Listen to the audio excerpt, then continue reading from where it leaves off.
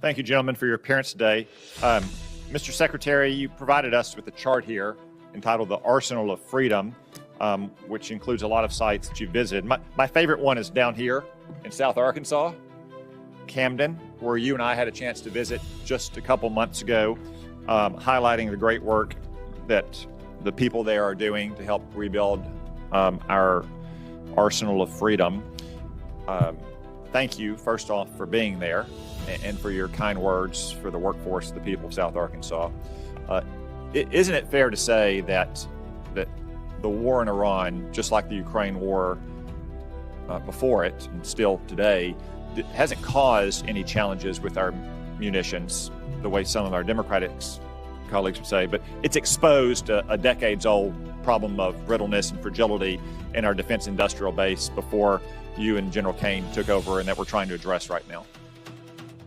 In many ways, that's precisely what we're trying to address. We also have a situation where President Trump rebuilt our military in the first term, and a lot of those munitions and a lot of those capabilities were sent to Ukraine under the previous administration, to the point where when we ask our commanders or when we look at O plans, the answer often is that was sent to Ukraine. So the recognition of those two things has the president gave us a charge from day one to rebuild the arsenal of freedom, to fast forward, not to provide a little bit more of each thing, but 2x, 3x, 4x the number of exquisite munitions that we need.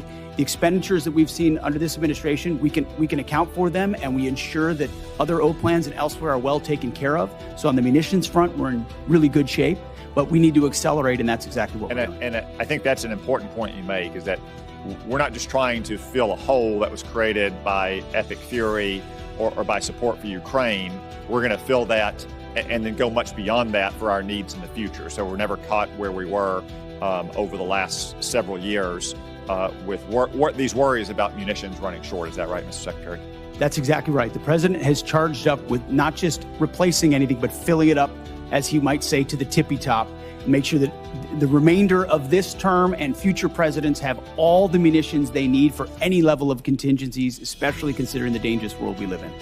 I want to turn now to Operation Epic Fury. It's been a smashing military success.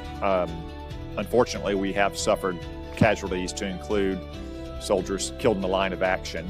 Obviously, our military takes the greatest steps possible to protect our troops, whether they are in action or whether they are on bases in the region. No war, though, is antiseptic. Mr. Secretary, can you explain some of the steps we've taken to try to minimize, to the greatest extent we can, the number of casualties we've taken in the Middle East? First of all, every day we live to ensure that we follow through on the legacy of those who gave everything. So that's front and center for us. But I can also say, and the chairman may want to weigh in, from the beginning of looking at the possibility of this contingency, setting the defense and ensuring that Admiral Cooper and everyone throughout CENTCOM had every possible measure they could to ensure that our troops are protected and force protection was maximized was the top priority. Moving assets to the region, we integrated our air defenses with local Gulf countries to ensure our shot doctrine was maximized, whether it's ballistic missiles or on drones, flowing in the most recent capabilities to ensure we can intercept drones, moving troops off the X. I think what people mostly don't know is that a massive effort was undertaken before this conflict to move as many humans off of targets to other places and maintain operational security about where they might be to minimize the space with which Iran could hit. We always knew something getting through was a tragic possibility.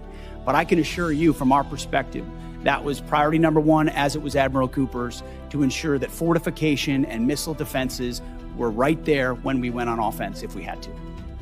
General Kane, do you have anything to add? Well, in addition to just, again, mourning our fallen from the 103rd, what I'll add to the Secretary's comments is after every tragic loss, commanders at every echelon within our joint force are going to go back and look at what was our plan and what lessons we can learn from this so that we protect and defend our soldiers, sailors, and other members of the joint force the next time.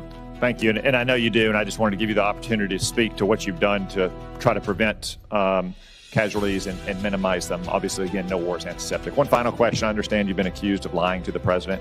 Mr. Hegseth, have you lied to the president at all about what's happening in Iran or Epic Fury? Only tell the truth to the president. General Kane, have you lied to the president about what's happening in Iran or Operation Epic Fury? Never. I suspected that would be your answer, but since you were accused of it and deep staters are leaking to the media about it as well, I just wanted to give you a chance to answer on the record that, of course, you've always given the president a completely accurate picture of what's